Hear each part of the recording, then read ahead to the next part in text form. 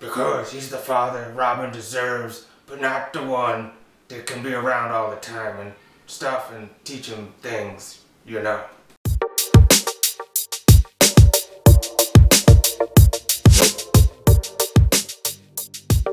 So if you couldn't tell from my terrible Christian Bale impersonation that in today's episode of Comics and Cosplay, we're going to be discussing Son of Batman, which is DC Comics' latest feature-length animated film, in which is an adaptation of the Grant Morrison run on Batman, in which it tells the story of Batman learning that he has a son that he never knew about and their growing relationship. So here's an overview of the plot. Essentially, one day Talia al Ghul randomly shows up on Batman's doorstep and informs him that they have a son together that she's never told him about. And due to certain circumstances, she needs him to now take care of their son while she handles other business. The rest of the movie revolves around them and their growing relationship and what effect they have on one another. Before we get too deep in the review, can we have a momentary aside and talk about the fact that Batman accepts the fact that Damian is his son way too easily? I mean, don't we want him to push back a little bit and be all like, no, Talia, I don't know who you've been getting freaky in the Lazarus pit with. We need to go to the Maury Povich show and get the DNA test results. And then he's secretly hoping in the back of his mind that Maury Povich will be like, Batman, you are not the father of Damian Wayne. And then he jumps up all excited. He does the back Tuesday and he's like, yeah, I told you he wasn't mine. Okay, I might have gotten a little overboard there, but come on, that would be really funny to see. But let's get back to the review and start off by discussing a few things I really enjoyed about the film. Now, there's no one thing that's just truly amazing or astounding about this film, but they're doing a lot of things really well as a whole, and it makes the film work. And the dialogue and the voice acting is pretty done well as the animation is pretty good for the DC films and is on par with what you've come to expect from them. Also, I think they do a great job of showing the emotional connections between characters and showing the overall impact Damian had on the Batman family as a whole, not just the relationship between Damian and Bruce Wayne. And that's why I think this movie ultimately succeeds in a lot of key areas. And now for a few things I didn't really love about the film, and I'm going to be the first to admit that I think these are nitpicks and not really critical flaws or errors to the film.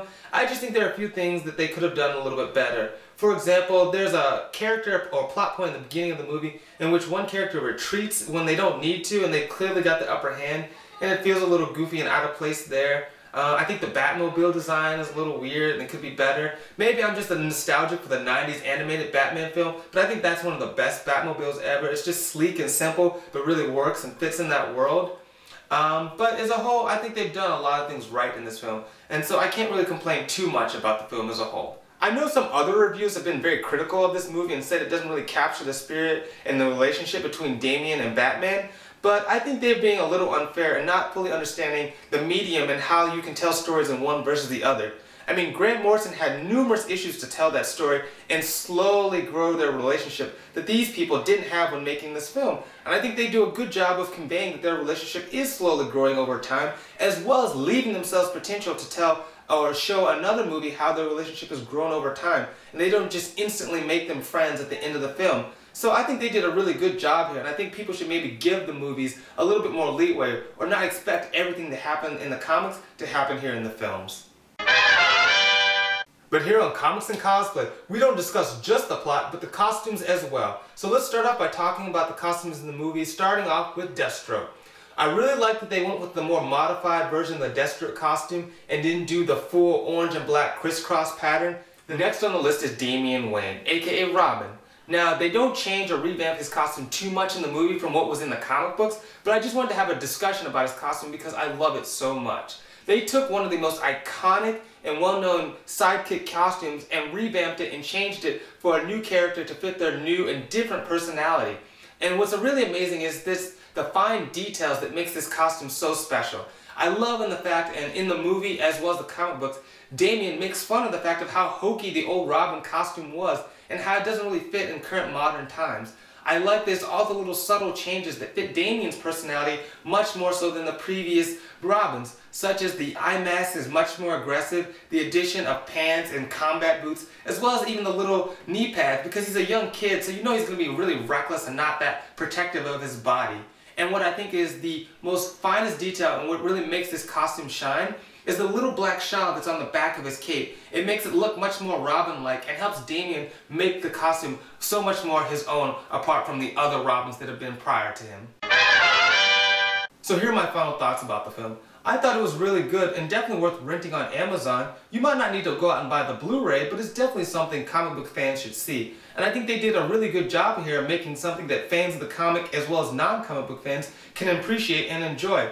As well as, it was a lot better than the two previous animated films I saw, Justice League War and Avengers Undercover. So I think it's something they can be proud of. As well as, I think it helped achieve DC's goals of, one, making me want to go back and reread Grant Morrison's run on Batman when he introduced Damian as a character, as well as it kind of made me nostalgic and sad the fact that Damian is not a prominent character in the DC universe anymore. And it kind of made me realize I haven't read Batman or been as excited about the Batman comics ever since he left. I hope they'll bring him back in the years to come.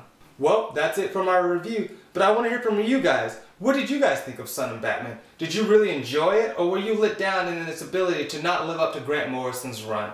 Let me know in the comment section down below.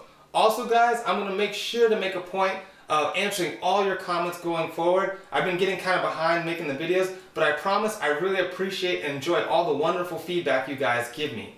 Also, make sure you like and subscribe so you don't miss out on any of our other types of videos, like our cosplay tutorial series, where we go over and review different types of costumes you can make, like Nell's Dany Targaryen review, in which she gives a tutorial on how you can make your own Dany costume from Season 3 of Game of Thrones. As well as we make our cosplay compilation videos, like the one we did for AwesomeCon down in DC, and showed all the amazing cosplayers that showed up for that convention.